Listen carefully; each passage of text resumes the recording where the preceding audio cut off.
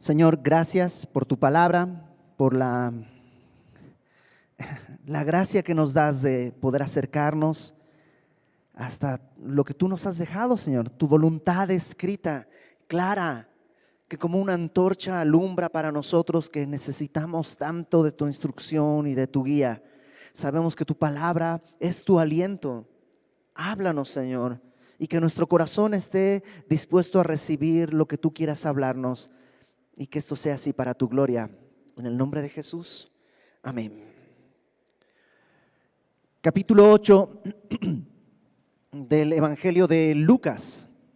La semana pasada, si tú recuerdas, con Jonathan estuvimos estudiando la parte esta famosísima de la parábola del sembrador. Cómo la semilla que representa la palabra de Dios cae en distintos tipos de tierra que representan distintos tipos de corazón. En algunos corazones la palabra nomás rebota ahí en la superficie y Satanás se lleva lo que Dios habló y por eso no hay fruto. En otros tipos de tierra, como la que está en pedregales o la que está con espinos, la palabra entra, es recibida, pero ya sea por las piedras o por los espinos, no hay fruto porque se ahoga la semilla. Y también ese es un tipo de persona, de corazón, que puedes recibirla con gozo, pero no echa raíz y al final se ahoga y no hay fruto. Pero hay otro tipo de tierra, que es la buena tierra, la que oye la palabra, recibe, escucha, cree y entonces da fruto al 100%. Y eso es bueno.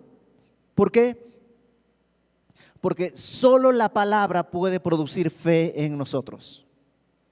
La fe es un don de Dios que nos es dado a través de la palabra. ¿Por qué? Porque fe es creer. A veces pensamos que fe es algo así como muy, no sé, esotérico, así. Pero la fe es tan sencilla como creer. ¿Y qué voy a creer si no conozco lo que tengo que creer? Por eso la palabra es necesaria, porque aquí yo alcanzo a ver la voluntad de Dios buena y perfecta, y entonces esto produce en mí fe para creer lo que Dios está diciendo.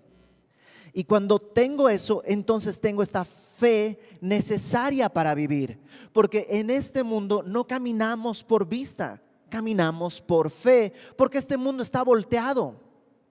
A mi hijo le gusta jugar Mario Kart o una de esas cosas que yo soy de la generación Atari, o sea que todas estas plataformas me marean porque dan vueltas, son 3D, pero a mi hijo le gusta y hay una de estas plataformas, uno de los juegos que le llama espejo, entonces está todo volteado, él va a la derecha y el coche va a la izquierda, entonces él tiene que voltear en su mente y hacer todo lo contrario de lo que tiene que hacer y a él le gusta y lo hace bien.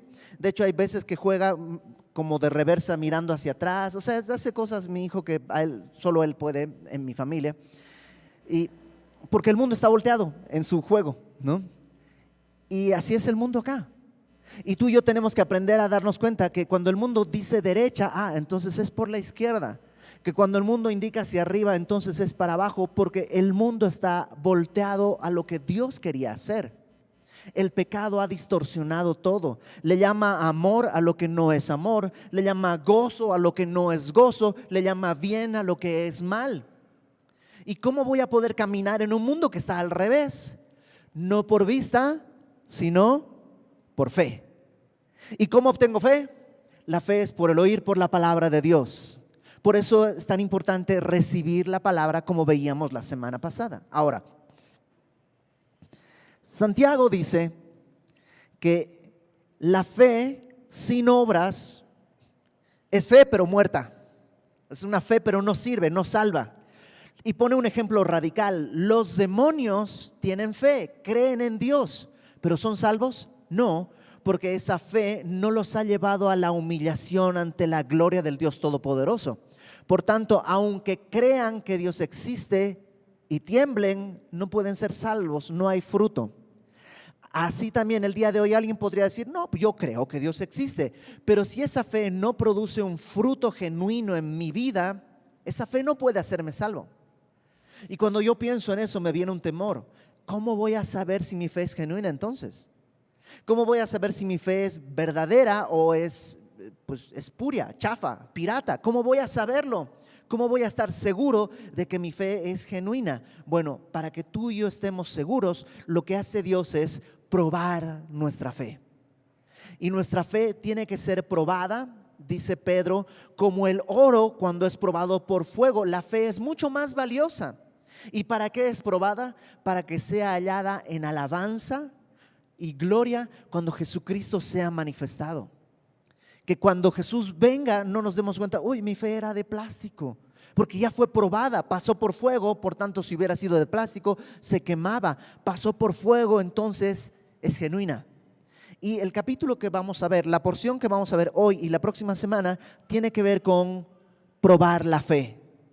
¿Y cómo se prueba la fe? Pues creyendo, así de sencillo. Dice en el capítulo 8, versículo 22. Aconteció un día que entró en una barca, Jesús entró en una barca con sus discípulos y les dijo, pasemos al otro lado del lago.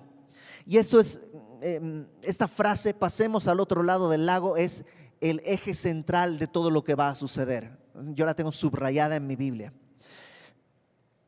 Jesús había estado probablemente en Capernaum dando esta parábola y enseñando y todo lo que vimos. Y ahora se sube a la barca y les dice, pasemos al otro lado del lago.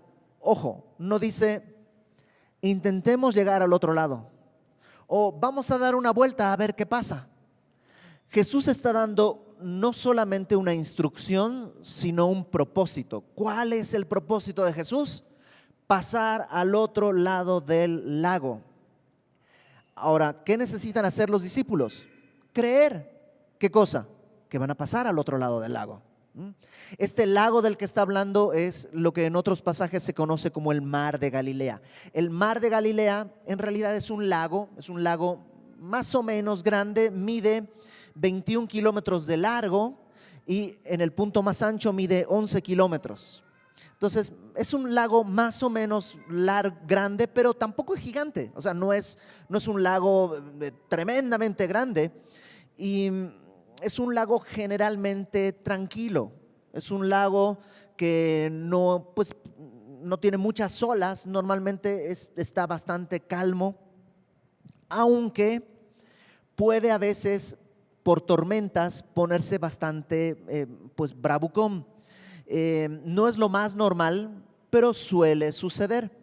Este lago está, geográficamente hablando, unos 214 metros debajo del nivel del mar. ¿Eso qué quiere decir? Que el nivel del mar es y el lago, tierra adentro, ¿no? El lago está en una especie de depresión y está 200 metros debajo del nivel del mar. Por tanto, es muy caliente, es un lugar muy caliente, rodeado por todas partes, excepto el sur, está rodeado de montañas. Entonces, hay una gran actividad pesquera. Todos los discípulos de Jesús, no todos, la mayoría de los discípulos de Jesús eran pescadores de ese mismo lago. Entonces, no es raro, conocen el medio, saben dónde está, probablemente es una de sus barcas la que están usando. Y Jesús dice, pasemos al otro lado, y es algo como que, pues, órale, va, lo hemos hecho cientos de veces. Se trepan a la barca y partieron. Verso 23. Pero mientras navegaban, él se durmió. Qué interesante, porque aquí vemos a Jesús en toda su humanidad. Él se duerme, él estaba muy cansado. Y no sé si has llegado a veces cansado del trabajo a tu casa y dices, ya necesito cama, y te duermes a las 2, o sea, a la 1, a las 2, ya no llegas a las 3. Y Jesús estaba así de cansado. Pone la cabeza en la barca y se duerme. Él está cansado porque él dijo, pasemos al otro lado. Entonces, ¿qué va a suceder? Tienen que pasar al otro lado. Si le creen, eso es lo que va a pasar, pero su fe es puesta a prueba. Versículo 23. Pero mientras navegaban, él se durmió y se desencadenó una tempestad de viento en el lago y se anegaban y peligraban. Ellos son pescadores acostumbrados a ese lago, pero esta tormenta es una tormenta particularmente fuerte. No es muy normal que haya tormentas en el lago de Galilea. Puede haber, pero no es lo más normal. Pero suele suceder. En 1992 ya hay video de esto. Ayer estuve buscando y todo. Hay videos de olas de hasta 3 metros ahí en el mar de Galilea. 3 metros no es una ola muy grande para los surfistas, por ejemplo, en los mares donde hay, pero es una ola bastante peligrosa para una barca. O sea, no sé si de aquí al techo serán 3 metros, pero imagínate una ola de este tamaño, es una cosa bastante grande. Cualquier barca podría voltearse. Y eso es un fenómeno que puede suceder. Ahora, la tormenta que estamos viendo acá, no creo yo que sea un fenómeno meteorológico, sino un fenómeno satánico, un fenómeno demoníaco. El origen de esta tormenta, creen muchos eruditos, yo creo también que el origen no es un fenómeno atmosférico, que como está rodeada de montes hay aire frío y como el mar está abajo es aire caliente y entonces al juntarse se produce una tormenta. No creo que sea un fenómeno atmosférico, sino un fenómeno demoníaco tratando de impedir que Jesús cumpla lo que había dicho, ir al otro lado, porque la misión de Jesús es un hombre y Satanás está impidiendo que vaya Jesús para allá. Entonces se desata la tormenta, es tan grande que pescadores profesionales, pescadores que saben hacer su oficio, se espantan y vienen, dice, y le despertaron diciendo: maestro, maestro, que perecemos, nos vamos a morir. Yo me pregunto, ¿qué estarán queriendo decir? ¿Nos vamos a morir nosotros y tú tan tranquilo? ¿O estarán diciendo: Jesús, tú también te vas a morir, se va a hundir el barco y nos vamos a morir todos? ¿Qué es lo que falló ahí? Olvidaron lo que Jesús dijo. Jesús no dijo: vamos a hundirnos en la mitad del lago. ¿Qué dijo Jesús? Pasemos al otro lado. Entonces, ¿qué va a pasar? Van a llegar al otro lado. ¿Cómo lo saben? Porque Él lo dijo. ¿Y las circunstancias qué te indican? Las circunstancias te indican lo contrario. Pero la fe, dicen por ahí, no tiene que ver con creer a pesar de la evidencia, sino obedecer a pesar de las consecuencias. Y si Jesús dijo: pasemos al otro lado, ellos tienen que ir al otro lado, a pesar de lo que venga ahí en medio. Entonces les dice: vamos a morir. Despertando él, reprendió al viento y a las olas, y cesaron y se hizo bonanza. Jesús se despierta y dice que reprendió a las olas. En el Evangelio de Marcos, en el capítulo 4, se nos narra que Jesús dijo: calla, enmudece. Y el mar se calmó y la tormenta cesó. Y por eso yo creo que no es solo un fenómeno atmosférico. Porque un fenómeno atmosférico, pues probablemente, ya se calma, pero hubiera seguido agitado. Pero dice que hubo grande bonanza. Es como algo extraño. Está hablando con alguien y Jesús dice: calla, enmudece. Ahora, ¿te das cuenta que la tormenta no le preocupa? Nomás se despierta y dice: a ver, cállate. Y se calmó. Pero, versículo 25, les dijo: ¿dónde está vuestra fe? Es como si les dijera: ¿en qué están creyendo? ¿Creen en la seguridad de la barca? ¿Creen en la placidez del lago? ¿Creen en el reporte meteorológico que hoy no iba a haber tormenta? ¿O creen en mí que dije: pasemos al otro lado? ¿Dónde está su fe? La tormenta no le preocupa a Jesús. Le preocupa la falta de esta fe en lo que Jesús había dicho. ¿Dónde está su fe? Y yo me veo a menudo en esta situación. Yo conozco la palabra y conozco promesas de Dios. Y por ejemplo, Jesús dice: el que viene a mí no le echo fuera. Y hay veces que me acerco al Señor, le digo: Señor, no sé si me vas a recibir, no sé si... ¿Y qué pasa? ¿No crees que Jesús dice que el que viene a mí no le echo fuera? Algo pasa que mi fe se fractura, se distrae y me hace desconfiar de lo que Jesús ha dicho. He aquí, yo estoy con vosotros todos los días hasta el fin del mundo. Y hay veces que despierto y digo: Señor, ¿dónde estás? ¿Por qué me dejaste solo? ¿Por qué no estás conmigo?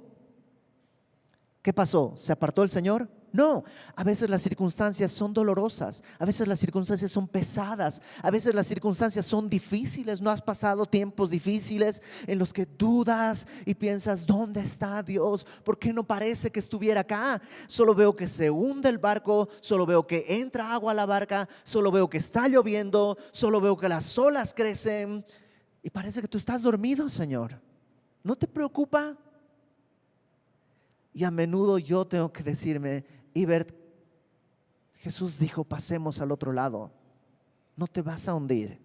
Y no tiene que ver con la bonanza del tiempo, y no tiene que ver con la fortaleza de la barca, y no tiene que ver con el reporte del clima. Tiene que ver con que Dios es fiel. Ibert, ¿dónde está tu fe?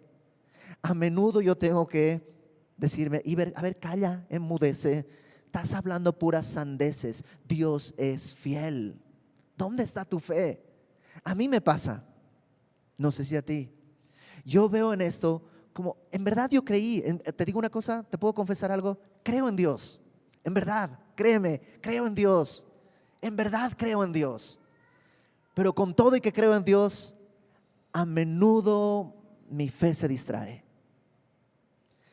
Y necesito que Dios sacuda mi fe para darme cuenta que estoy distraído.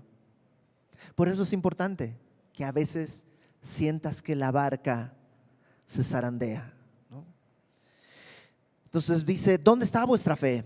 Y atemorizados se maravillaban y decían unos a otros, ¿quién es este que aún los vientos y las aguas manda y le obedecen? Ya llevan un tiempo con Jesús, pero todavía se les sorprende. Y yo pienso que así va a ser, ¿no?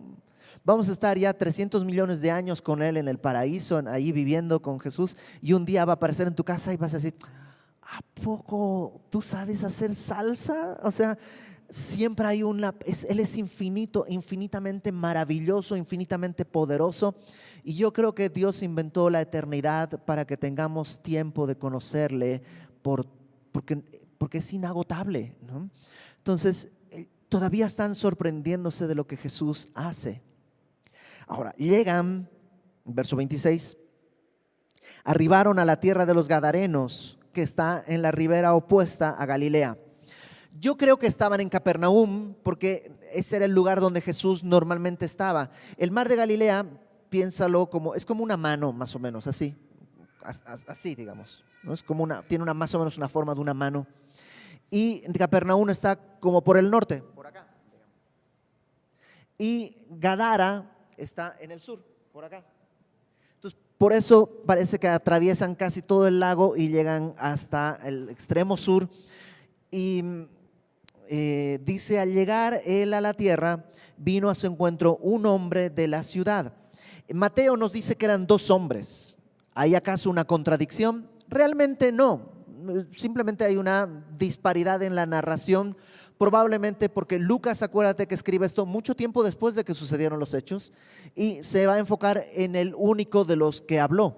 Mateo sí estaba ahí, él se acuerda que había dos, pero uno no hablaba, entonces de ese probablemente con el tiempo quedó en el olvido. Pero no importa, da lo mismo, el evento es el mismo. Este hombre viene de la ciudad y dice que estaba endemoniado desde hacía mucho tiempo y no vestía ropa ni moraba en casa, sino en los sepulcros. Y aquí tenemos que hablar de un tema que puede ser polémico, que es el tema de los demonios. ¿Existe gente endemoniada? Bueno, la Biblia dice que sí. Este caso es uno de varios casos que la Biblia presenta de personas que estaban habitadas, estaban poseídas por espíritus demoníacos. Y entonces es real, si la Biblia lo dice, es así. Oye, Iber, pero ¿no será que eran personas enfermas que tenían algún tipo de esquizofrenia, alguna cosa así, y que pues en la ignorancia de la época decían está endemoniado? Y no, porque la esquizofrenia es una enfermedad. La esquizofrenia es el resultado del deterioro de ciertas facultades mentales. O sea, la esquizofrenia no es el resultado de pecado. La esquizofrenia es un resultado de fallas en nuestra anatomía, porque pues, nuestro cuerpo se deteriora. Esto no es eso, no es eso. Esto es una posesión demoníaca. Y esto nos lleva a la siguiente pregunta. ¿Existen el día de hoy personas poseídas por el demonio? Y la respuesta es sí. ¿Cómo lo sabes? Porque la Biblia lo dice, primeramente. Porque lo he visto, en segundo lugar. Y he visto y es horrible. Ahora, cabe aquí hacer una aclaración. Ojo, ¿cómo alguien puede llegar a ser poseído por un demonio? Normalmente es por la persistencia en el pecado. La Biblia no nos lo dice con claridad. Esto es lo que va a producir que seas poseído por un demonio. No lo dice. Pero viendo los casos que la Biblia habla, podemos más o menos concluir que la perseverancia en el pecado es una manera en la que se abre, no me gusta decir que se abren puertas, pero digámoslo así, la perseverancia en el pecado abre la puerta a la invitación a demonios a mi vida. La perseverancia en el pecado. Pero ojo, ojo, ojo, ojo. No querramos verlo al revés. O sea, no es que alguien, mira, yo iba bien contento a la iglesia, se me metió un demonio y entonces empecé a pecar, le fui infiel a mi esposa y empecé a tomar. No, no, no funciona así. No es que el demonio me hace pecar, sino que la perseverancia en el pecado y mi falta de arrepentimiento y mi corazón endurecido abre la puerta a la posesión demoníaca. Porque si te das cuenta, en la Biblia no es que alguien dice, vino el demonio y entonces comencé a ser adúltero. No, la condición es mucho más, la condición es un hombre que está desnudo, que tiene una fuerza sobrehumana, que tiene una total desvirtuación, o sea, su vida entera, su dignidad humana está en el suelo, parece un animal.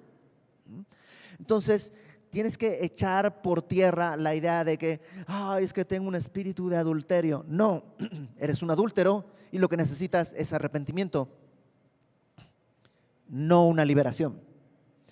Tengo un espíritu de alcoholismo. No, eres un borracho y necesitas arrepentimiento, confesión de pecados y no una liberación. Es un espíritu de mentira. No, eres un mentiroso y requieres arrepentimiento, confesión de pecados y no una liberación. No sé si me explico. Entonces creo que sí, el pecado, la persistencia consistente en el pecado puede abrir la puerta a la invitación a demonios a tu vida. En segundo lugar, en la Biblia, la palabra hechicería en griego es pharmakeia, de donde viene nuestra palabra fármacos, y tiene que ver con drogas. En los tiempos bíblicos, los hechiceros se consumían algunas sustancias que les hacían pues entrar en un estado mental distinto, con el cual pues veían en el café y en el humo y cosas así. Y eso era la hechicería. El día de hoy es perfectamente común y normal que gente haga eso y piensa que es pues divertido y no, es un paseo en ayahuasca y las drogas, la marihuana y otro tipo de drogas tienen que ver con lo que antes era hechicería. Y sí, no me gusta usar la frase, pero abre puertas a la invitación a presencia demoníaca en tu vida. No es gratis. Y es peligroso. La tercera cosa tiene que ver con esoterismo. Esto de estar practicando conductas y disciplinas esotéricas y pues no sé, practicar cierto tipo de magia. No me malinterpretes, magia con cartas y a ver, elige una carta y esos son trucos, eso no es demoníaco y eso está bien. Y si sabes hacer eso, enséñame, porque a mí me encanta eso de los trucos de cartas y hacerles a mis sobrinos y a mis hijos, me encanta. Pero todos sabemos que no tengo poderes, o sea, es nomás cartas que se mueven. Pero hay otro tipo de disciplinas que sí apelan a los espíritus demoníacos. Hay otro tipo de cosas que la gente practica y que abre la puerta a la presencia demoníaca.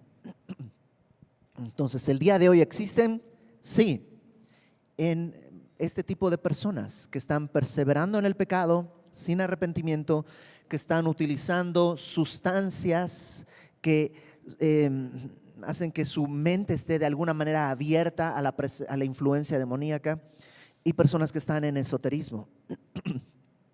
La siguiente pregunta es: ¿hay cristianos endemoniados? Y hay muchas iglesias que plantean que puede haber cristianos endemoniados. Yo con mucho respeto quiero diferir, porque yo no veo en la Biblia ningún caso de un creyente endemoniado. Y no veo en la Biblia ninguna razón para creer que un creyente puede ser poseído por un demonio. Y te voy a dar algunas razones. Número 1, en Juan capítulo 1, versículo 5, dice que la luz prevaleció sobre las tinieblas, que donde hay luz, las tinieblas no prevalecen. Aquel que es creyente, Cristo vive en su cuerpo, Cristo vive en mí.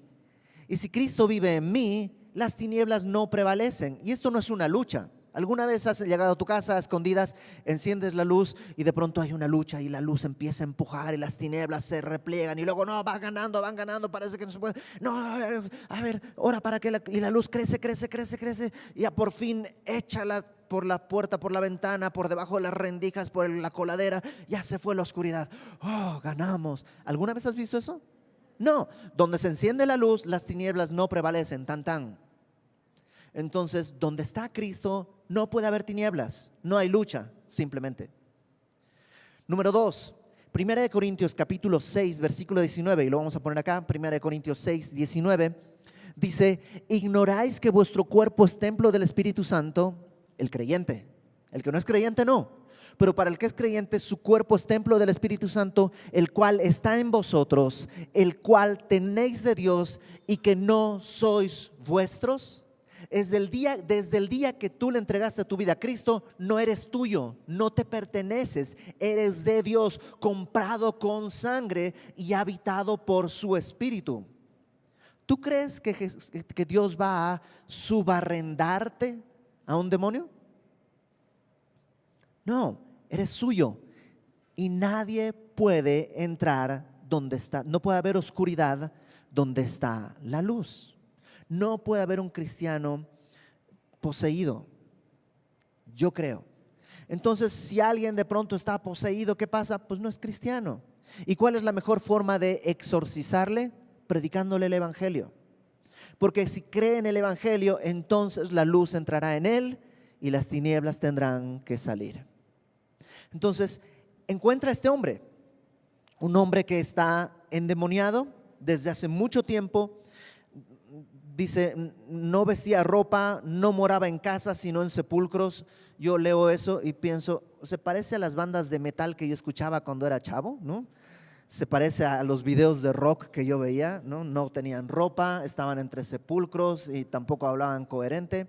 Y se parece mucho a eso. O sea, tal vez nomás sigue siendo el reflejo de esta misma imagen de gente que está influenciada por demonios. Verso 27. Al llegar a tierra, vino a su encuentro un hombre de la ciudad endemoniado, que hacía mucho tiempo y no vestía ropa ni moraba en casa, sino en sepulcros. Al ver a Jesús, lanzó un grito y postrándose a sus pies, exclamó a gran voz: ¿qué tienes conmigo, Jesús, Hijo del Dios Altísimo? Te ruego que no me atormentes. Probablemente el que está hablando es más el demonio que el muchacho, es decir, a través del muchacho, pero es el demonio el que habla. Y lo que le dice es: ¿qué tienes conmigo? ¿Qué quieres? ¿A qué has venido acá? ¿Qué quieres? Y le dice: Jesús, Hijo del Dios Altísimo. Y en las culturas antiguas, el nombre era algo muy importante. Incluso por eso se usaban seudónimos, porque el darte yo mi nombre te daba la capacidad de invocarme, es decir, de tomar mi nombre en tu boca. De alguna manera eso es como poseerte. Yo tengo tu nombre en mi boca. Y por eso cuando este demonio dice Jesús, Hijo del Dios Altísimo, es muy altanero, es muy atrevido. Es como, yo sé quién eres, y está ahí como pues eso, provocador. Y lo que le dice, te ruego que no me atormentes, es curioso, porque este demonio atormentaba a este muchacho y ahora le dice, no me atormentes. ¿Cómo lo atormentaba? Fíjate en el verso 29. Jesús mandaba al espíritu inmundo que saliese del hombre, pues hacía mucho tiempo que se había apoderado de él. Le ataban con cadenas y grillos.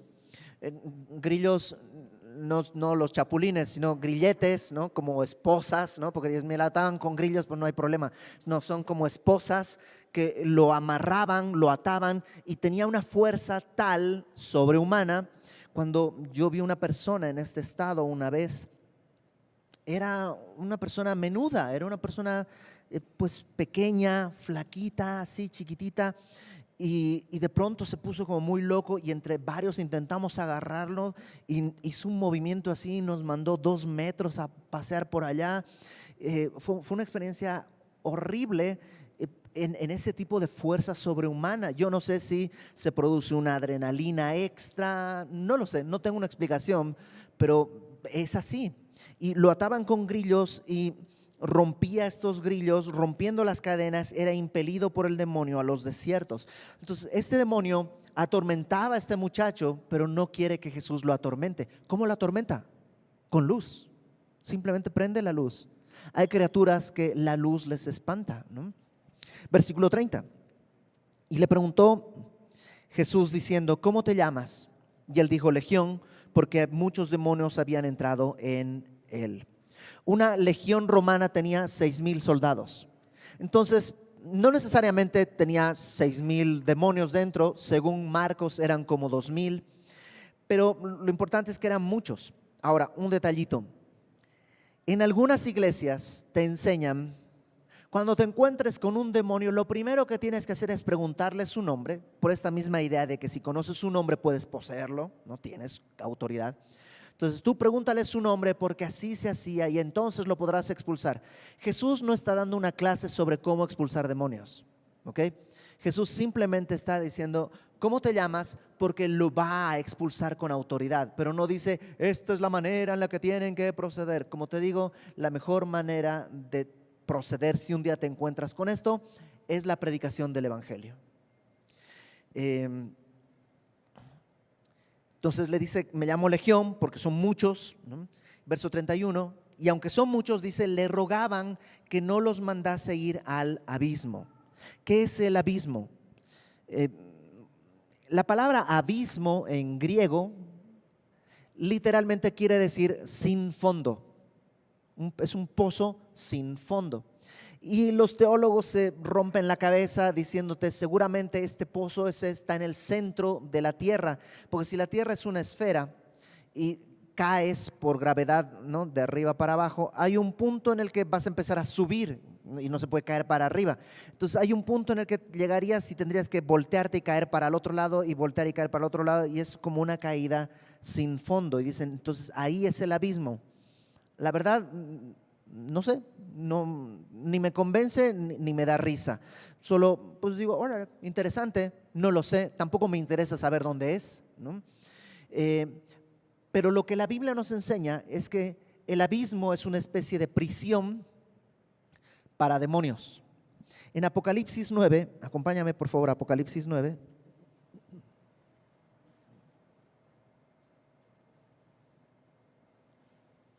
Apocalipsis 9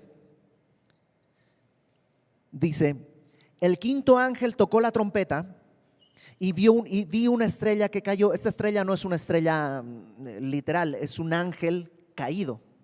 Vi una estrella que cayó del cielo a la tierra y se le dio la llave del pozo del abismo. Y abrió el pozo del abismo y subió humo del pozo como humo de un gran horno, y se oscureció el sol y el aire por el humo del pozo, y del humo salieron langostas sobre la tierra y se les dio poder como tienen poder los escorpiones de la tierra, etcétera, etcétera. O sea, el abismo es una prisión de demonios que en algún momento Dios va a darle a un demonio extra que va a abrir la puerta y van a salir a la tierra como langostas, demonios a poblar por todas partes.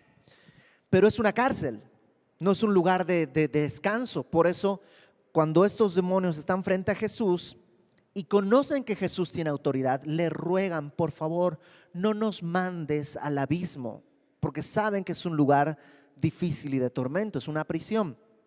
Verso 32. había allí un hato de muchos cerdos que pasían en el monte. Ahí estaban comiendo, estaban dando vueltas los cerdos.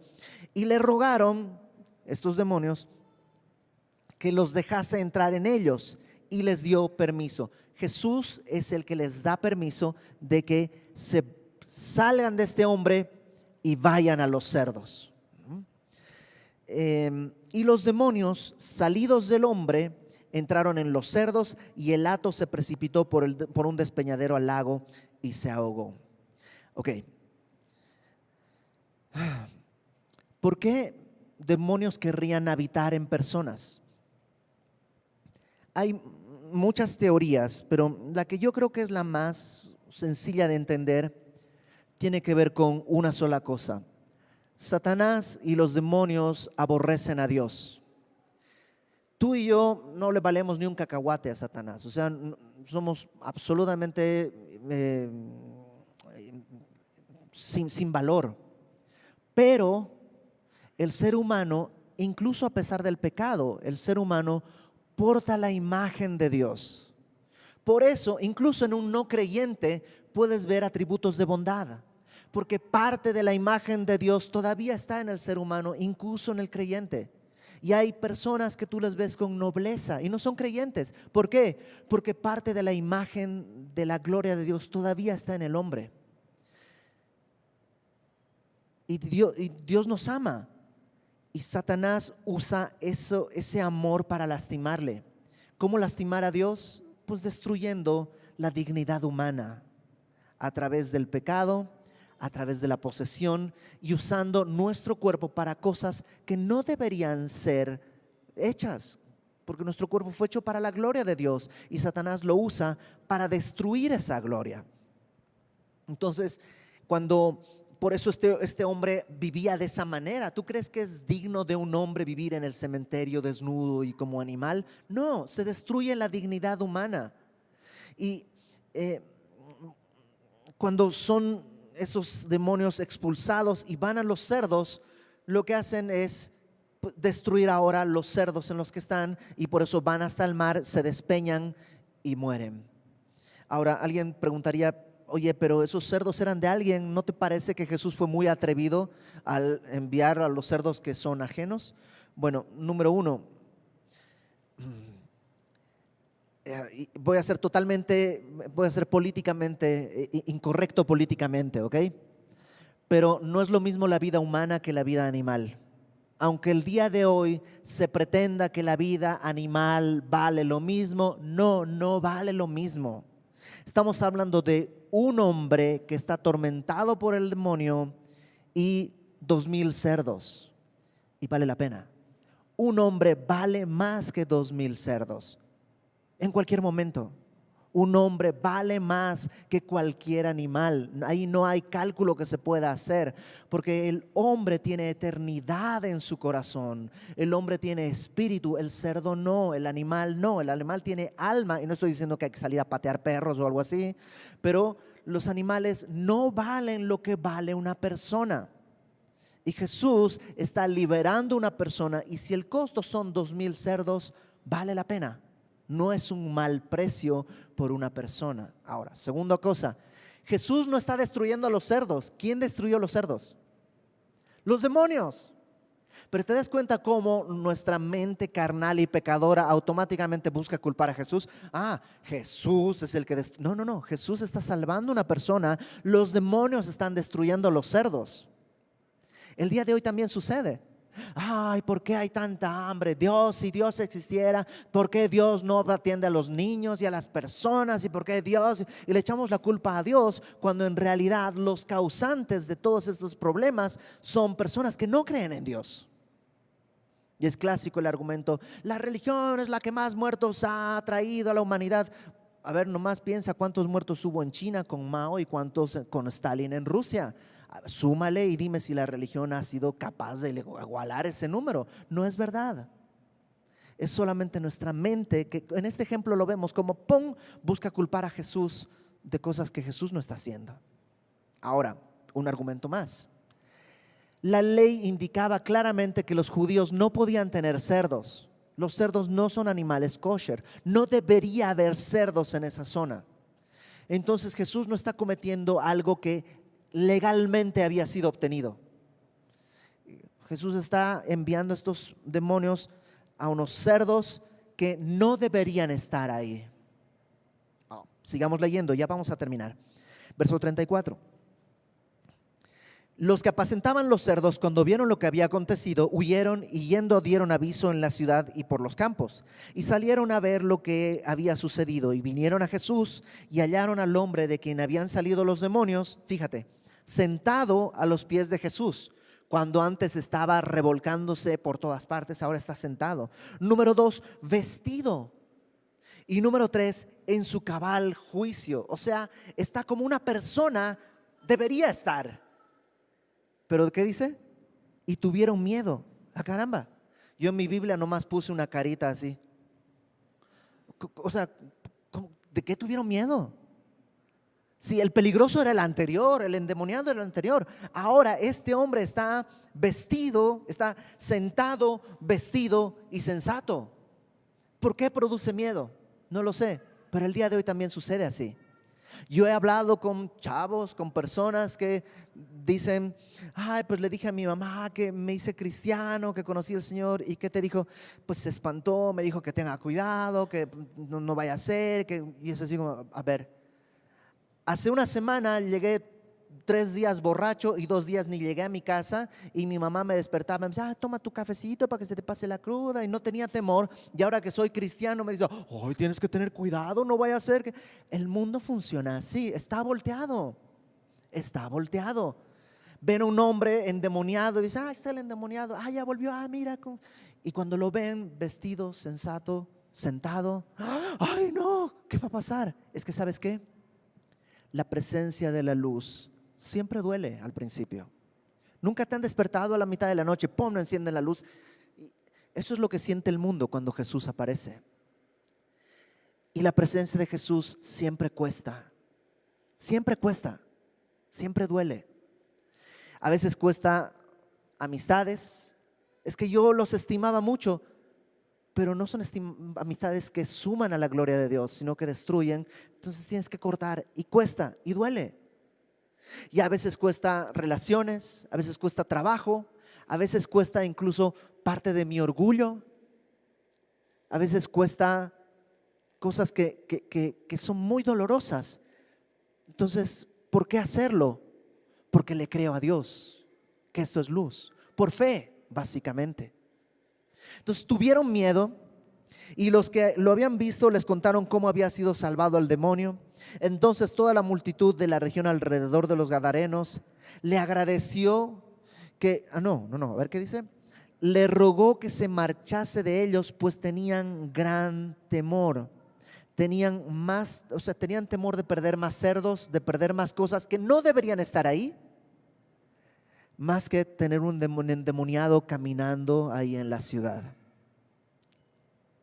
Y Jesús dice, entrando en la barca, se volvió.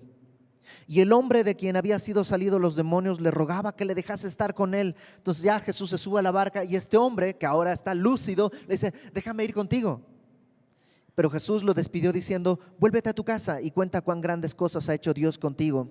Y él se fue publicando por toda la ciudad cuán grandes cosas había hecho Jesús con él. ¿Puedes creerlo? Los demonios le dicen, déjanos ir a los cerdos. Y Jesús dice, órale, va. Y se van. Y este hombre que ahora le dice, Jesús, déjame ir contigo, Jesús le dice, no. ¿Por qué? ¿No te parece que a veces Jesús dice, que Jesús hace eso? Señor, te estoy pidiendo algo bueno, me dices que no, ya que el otro está pidiendo cosas terribles y le dices que sí. ¿Cómo puedo sobrevivir con esto? Con fe, creyendo que su voluntad buena, agradable y perfecta sobrepasa la capacidad de mi entendimiento. Este hombre está diciéndole, Señor, déjame ir contigo. En su mente no hay nada mejor. En mi mente tampoco. Si yo fuera él, imagínate, Señor, llévame contigo. No tengo otra opción. Es más, si no me llevas, voy a irme agarrado de la barca. Tú dime, ¿cómo me vas a llevar? ¿Mojado o seco? Pero me voy contigo. Y Jesús le dice, no.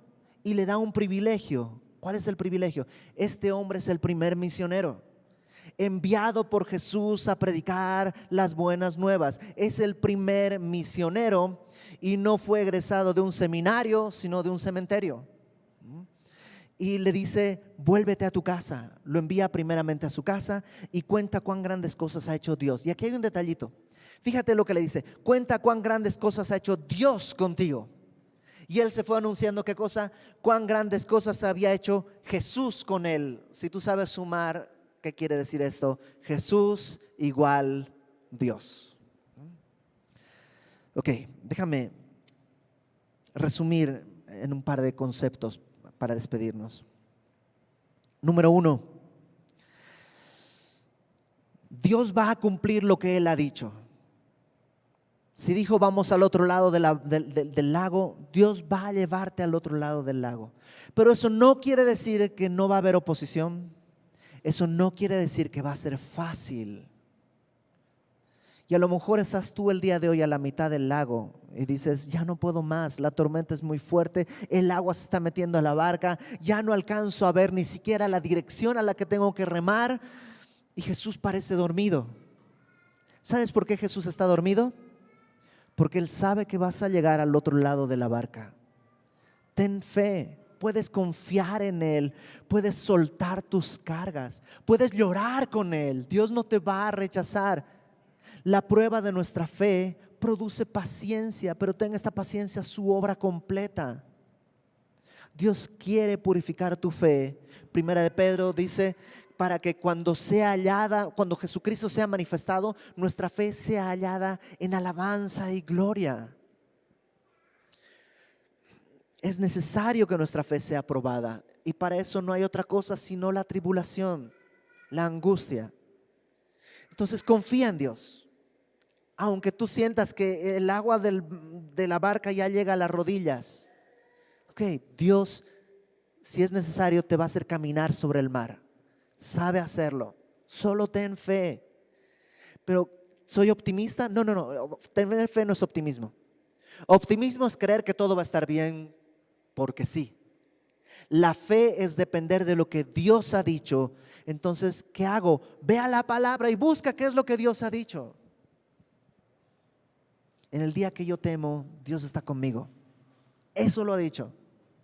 Yo estoy con vosotros todos los días hasta el fin del mundo. Eso ha dicho.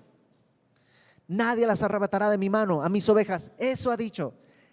Creer eso no es optimista, es fe. Ten fe. Número 2. La fe es fe solo cuando se prueba. Solo cuando es probada la fe es fe. Oír su palabra no es suficiente.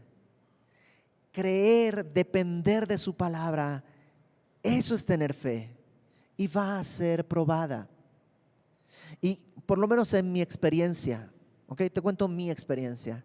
El punto al que yo regreso cuando, como todos, mi fe es zarangoloteada, porque también mi barca hace aguas, mi barca se voltea, y cuando no se voltea mi barca es la de mis hijos, es la de mi esposa, es la de mi familia, es la del banco, o sea, el mundo es así. Yo quiero llegar a la otra orilla y a veces parece que todo el mundo está remando al otro lado, ya no sé si estoy yendo bien. Y cuando estoy en ese momento hay una cosa a la que yo tengo que regresar, y es a la que yo regreso, y es que me veo y estoy sentado en los lugares celestiales. Eso dice Efesios. Estoy vestido del nuevo hombre creado según Dios en la justicia y santidad de la verdad. Eso dice la palabra. Ya no estoy desnudo. Ustedes, los que me conocen de mi vida en México, y yo conocí en México al Señor bastante rápido. Aún así, si tú le hurgas bastante bien, vas a encontrar en mi pasado cosas verdaderamente vergonzosas. Pero ahora que estuve en la casa de mis papás, de pronto yo pensaba y veía y decía, esto era. Estuve hablando con un amigo de colegio.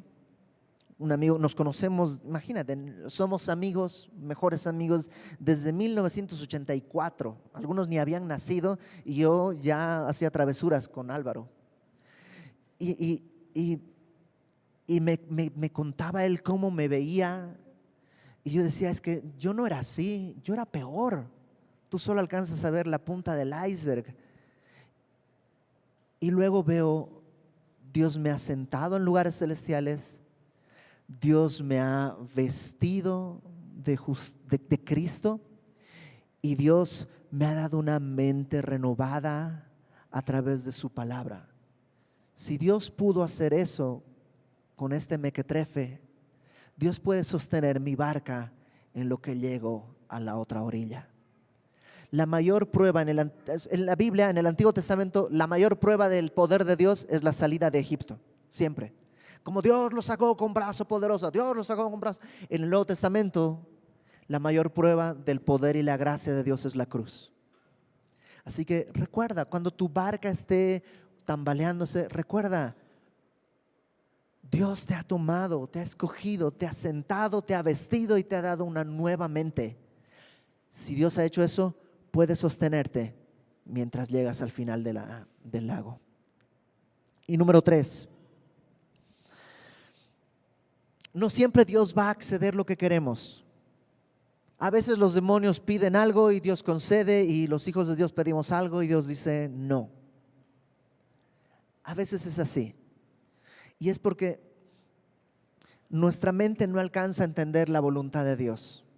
Este hombre no se estaba enterando que era el primer misionero de la historia. Qué gran privilegio.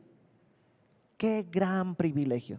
Este hombre no sabía que seguir a Jesús ahorita probablemente iba a ser negarle cuando esté en Getsemaní. Y Dios le está diciendo, quédate aquí. Seguramente luego volvió por él, en algún momento. Entonces tú y yo no sabemos por qué Dios dice no, pero ¿qué? Tenemos fe cuando dice no. A menudo mi plan en mis ojos es perfecto y correcto y Dios dice, sí, nada más déjame, le vamos a cambiar la forma, el color, las dimensiones y la música de fondo. O sea, al final no quedó nada de mi plan, pero su plan fue mejor. Por mi plan, yo no debería haber venido a México. En mi plan, yo no tendría que haberme casado. En mi plan, yo no tendría que tener nada de lo que el día de hoy Dios me ha dado. Su plan ha sido mejor siempre, aunque no siempre ha sido fácil. Acuérdate, fe no es creer a pesar de la evidencia, sino obedecer a pesar de las consecuencias. Aférrate a lo que Dios ha dicho. Y si el día de hoy tú piensas, ok, mi barca ya está, ni siquiera se está hundiendo, ya está hundida. Mi barca ya hizo agua. El día de hoy vamos a orar y vamos a recordar lo que Dios ha dicho. Y recuerda, dice el Señor Jesús, mis ovejas oyen mi voz y me siguen, y nadie las arrebatará de mi mano. El Padre que me las dio mayor que todos es, y nadie las arrebata de la mano de mi Padre.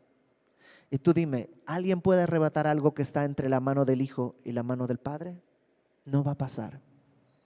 Él nos va a llevar a puerto porque Él lo ha prometido. Vamos a orar. Señor, gracias por habernos revelado tu palabra, porque en tu misericordia el día de hoy tú nos permites venir a tu palabra y escuchar y recordar que tú no mientes, que lo que tú has dicho va a ser, aun cuando nuestros ojos vean lo contrario. Es que el mundo está al revés. Perdónanos, Señor, si por falta de fe, por pena, por dolor, por angustia, hemos desconfiado de tu buena mano. Perdónanos, Señor, si hemos pensado que vamos a morir y tú no vas a cumplir tu propósito. El día de hoy, Señor, trae a nuestro corazón el consuelo de tu Espíritu. Vuelve a poner delante de nosotros tus promesas. Que si tú controlas el mar y las aguas, que si tú nos arrancaste de esa vida en la que llevábamos y nos has permitido estar vestidos, sentados y sensatos, puedes llevarnos hasta el buen puerto. Haz tu obra en nosotros. Te lo rogamos, Señor, haz tu obra en nosotros. Que podamos continuar corriendo esta carrera con los ojos puestos en ti y que así tú seas glorificado. En el nombre de Jesús. Amén.